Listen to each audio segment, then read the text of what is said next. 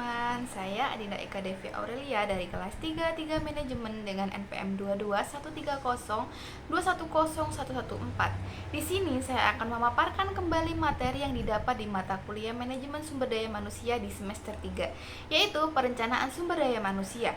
Yang pertama adalah pentingnya perencanaan sumber daya manusia.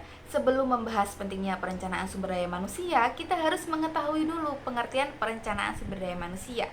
Apa itu perencanaan sumber daya manusia? Perencanaan sumber daya manusia adalah proses analisis dan identifikasi yang dilakukan organisasi terhadap kebutuhan akan sumber daya manusia, sehingga organisasi tersebut dapat menentukan langkah yang harus diambil guna mencapai tujuannya.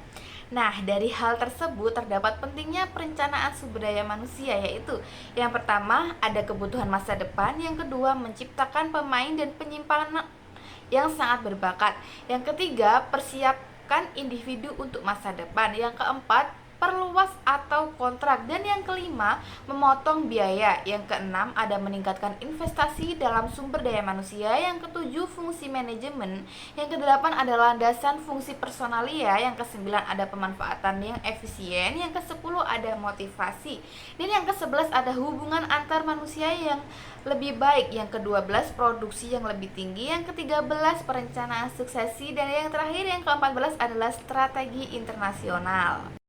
Yang kedua ada permintaan sumber daya manusia. Beberapa faktor yang mempengaruhi jumlah tenaga kerja yang dibutuhkan oleh organisasi adalah sebagai berikut. 1.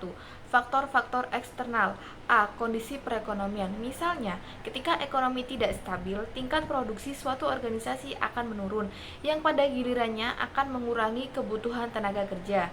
B. Teknologi. Dengan semakin pesatnya perkembangan, mesin atau robot menggantikan banyak pekerjaan manusia. C. Kompetisi. Agar suatu organisasi bisa bertahan dalam persaingan yang tinggi, maka organisasi harus memiliki keunggulan bersaing agar organisasi tidak tersisih. 2. Adalah faktor organisasi. Faktor-faktor ini berasal dari dalam organisasi dan berdampak langsung terhadap jumlah tenaga kerja yang dibutuhkan oleh organisasi.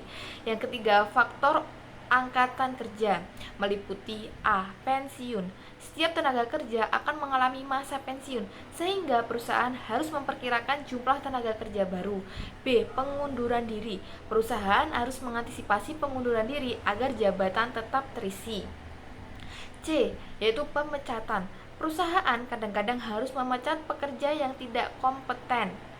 D. Kematian. Perusahaan juga harus siap untuk menangani kematian agar aktivitas operasional dapat berjalan secara lancar. Yang ketiga ada suplai sumber daya manusia. Salah satu cara lain untuk memprediksi ketersediaan tenaga kerja internal adalah dengan menggunakan alur atau tren analisis Markov yang didasarkan pada data statistik. Analisis tren memprediksi kebutuhan sumber daya manusia berdasarkan faktor-faktor produksi yang sangat berdampak pada kebutuhan sumber daya manusia yang akan datang. Analisa tren memerlukan langkah-langkah berikut. Yang pertama ada menemukan hubungan antara faktor bisnis dan kebutuhan tenaga kerja manusia. Yang kedua, mengumpulkan data statistik tentang faktor-faktor tersebut.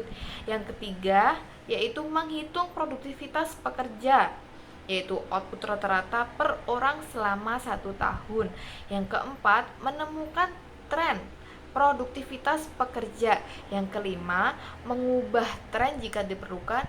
Dan yang keenam terakhir adalah memproyeksi peran yang akan datang dalam rencana pekerjaan yang mencakup rekrutmen, proses seleksi, pelatihan, rotasi kerja, dan aktivitas pengembangan karir lainnya.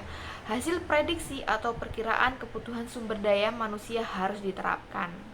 Yang keempat, terakhir yaitu sistem perencanaan sumber daya manusia. Dalam sistem perencanaan sumber daya manusia ada 4 kegiatan yang saling berhubungan. Yang pertama ada inventarisasi persediaan sumber daya manusia. Yang kedua ada pencatatan atau pendataan jumlah sumber daya manusia yang ada dalam melaksanakan tugas organisasi, atau dengan kata lain pencatatan atau pengumpulan data tentang kegiatan, hasil yang dicapai, dan pendapat umum sekarang atau yang sedang terjadi. Yang ketiga ada prediksi atau peramalan sumber daya manusia. Yang keempat ada peramalan sumber daya manusia, yaitu membantu memprediksi permintaan karyawan di masa depan. Metode peramalan ketersediaan tenaga kerja supply dari sumber eksternal terdiri dari 1. Perencanaan rekrutmen dan seleksi. 2. Pasar tenaga kerja. Yang ketiga, memprediksi permintaan tenaga kerja demand di masa depan lebih sulit dan subjektif daripada memprediksi ketersediaan tenaga kerja supply karena banyak faktor yang mempengaruhinya. Sekian pemaparan materi dari saya. Jika ada kesalahan mohon dimaafkan. Saya berharap materi ini bisa bermanfaat bagi Anda di masa depan. Saya akhiri, wassalamualaikum warahmatullahi wabarakatuh. See you teman-teman.